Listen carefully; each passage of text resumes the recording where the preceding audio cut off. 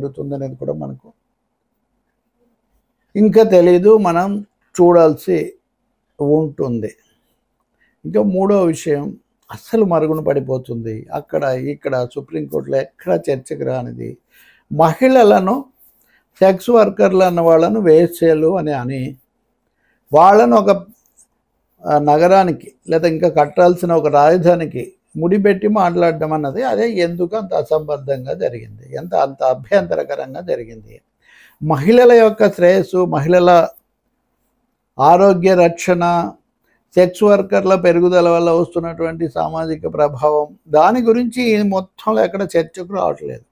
ఒకరికి ఇష్టం లేదు, ఒకరేమో రాజకీయంగా తమ మీద జరుగుతున్న దాడి గురించే వాళ్ళు ప్రధానంగా ఫోకస్ పెడతారు కాబట్టి వైసీపీ వాళ్ళు అది మాట్లాడరు. వాళ్ళు రాజధానిలా అన్నారు అన్న దాని మీద పెట్టడమే వాళ్ళంటే ఆ చర్చలో అన్నది వీళ్ళ ఉద్దేశం కాబట్టి టీడీపీ వాళ్ళు అన్నారు. కాబట్టి అసలు సమస్య కాస్త ఇక్కడ పక్కకు వెళ్ళిపోతుంది. నేను కొద్ది రోజుల కింద చెప్పాను, వ్యాసం కూడా రాశాను. విజయవాడలో ఇప్పటికి 2 రౌండ్ టేబుల్స్ జరిగాయి మహిళల మీద. ఈ అంశాలు వచ్చాక ఏ రాజకీయ పార్టీలైనా, ముఖ్యంగా పాలక పార్టీలు మహిళలను కవచాలుగా వాడుకుంటున్నారు, రక్షణ కవచాలుగా, షీల్డులాగా వాడుకొని దుష్ప్రచారాలకు వాళ్ళను బలి చేస్తున్నారు అన్నది విషయం. మేముంటే లేదు. ఇప్పుడు ఉదాహరణకు వైసీపీకి సంబంధించిన వాళ్ళు చేసి ఉంటారు కాబట్టి, నిన్న చేశారు కాబట్టి అన్ని టీడీపీ హయాంలో జరుగుతున్నాయి. వాటి మీద ఆందోళన చర్చలు కూడా జరుగుతున్నాయి. కానీ గతంలో కూడా జరిగిన వాటిని కూడా గమనించాలి కదా. మాట్లాడుతున్నప్పుడు దేశంలో ఇతర చోట్ల కూడా ఉన్నాయి కదా. కాబట్టి YCP, TDP, BRS, Congress, BJP ఎవరి కోణమైనా సరే వాళ్ళు రాజకీయంగా చూసుకోవాలి తప్ప దాని మీడియా ముద్ర, మహిళా ముద్ర వేస్తే ఉపయోగం లేదు. అంతెందుకండి,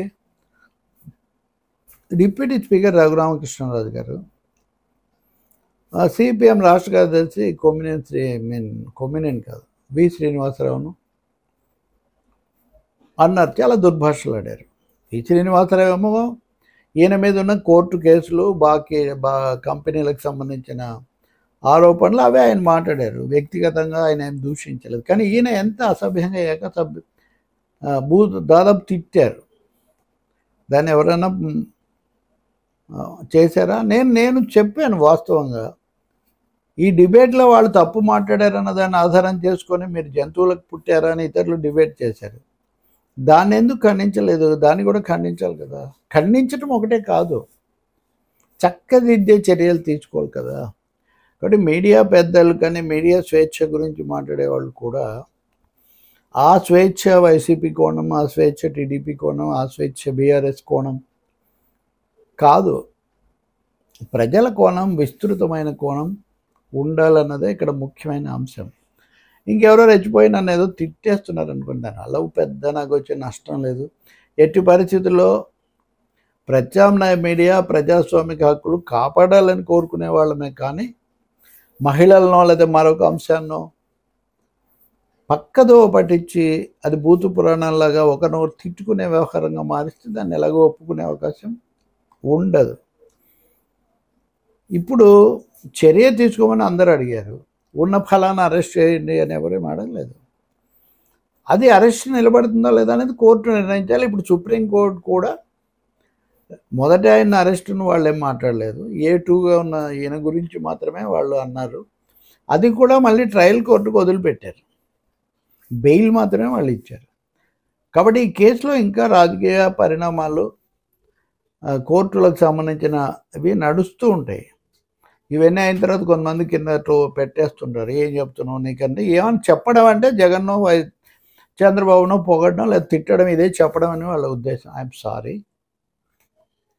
ఎవరు అటున్నా ఎవరు ఇటున్నా సత్యం ఒకటి ఉంటుంది, చట్టం ఒకటి ఉంటుంది, పద్ధతి ఒకటి ఉంటుంది. దాని గురించే మనం మాట్లాడాలి కూడా. కాపాడుకోవాల్సింది మీడియా, పత్రికలు, వాటి స్వేచ్ఛ, వాటి హక్కులు. అవి ఎవరు ఎలా ఉపయోగిస్తారు అన్నది వాళ్ళకి సంబంధించింది. అది పద్ధతి తప్పితే చర్య తీసుకోవాల్సింది చట్టం. అంతేగాని రాజకీయ కక్ష లేదా రాజకీయమైన పాక్షికత ఇక్కడ కొలబద్ద కాదు. ఎవరు తిట్టినా బూతులే కానీ అవేమీ నీతులైపోవు.